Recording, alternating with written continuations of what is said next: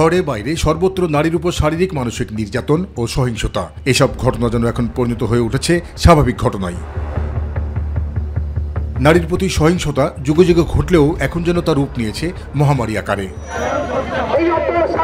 সামাজিক মাধ্যম থেকে শুরু করে গণমাধ্যম সব জায়গায় এখন মূল আলোচ্য দেশের বিভিন্ন স্থানে ঘটে যাওয়া নারী শিশুর প্রতি নৃশংসতার ঘটনা। গেল বছর থেকে এ পর্যন্ত একের পর এক নারীর উপর শারীরিক নির্যাতন নিপীড়ন থেকে বাদ যায়নি ৮ বছরের শিশু। স্বজনদের ভালোবাসায় যে শিশুটি আনন্দ ঘুরে বেড়ানোর কথা, সে আজ তাদের হাতেই পাশবিক নির্যাতনের শিকার।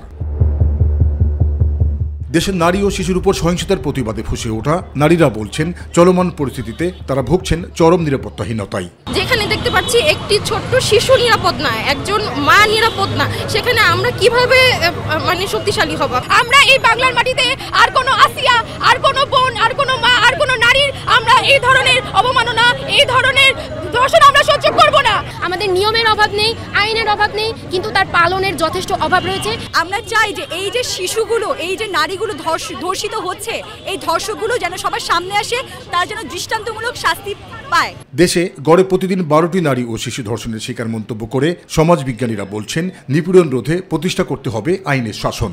এত বড় একটা অভ্যুত্থানের পরে ধর্ষণের সংখ্যা কমবে, নিপীড়নের সংখ্যা কমবে বা হেনস্থার সংখ্যা কমবে, কিন্তু আমরা দেখেছি বেড়েছে। এবং প্রথম আলো রিপোর্ট করেছে যে ২৮ ফেব্রুয়ারি পর্যন্ত গড়ে প্রতিদিন ১২টা করে ধর্ষণের ঘটনা ঘটেছে।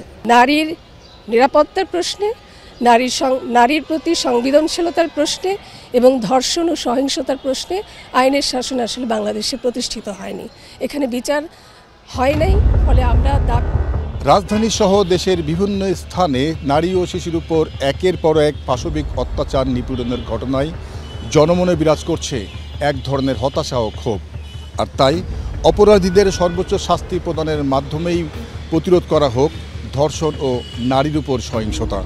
আর তা না হলে মহামারী আকারে রূপ নেওয়া এই ভয়াবহ ব্যাধি সামাল দেওয়া মুশকিল হয়ে যাবে বলে মনে করছেন দেশের নারী সমাজ। জাহিদ আহমেদ বাবু, মাই টিভি, ঢাকা।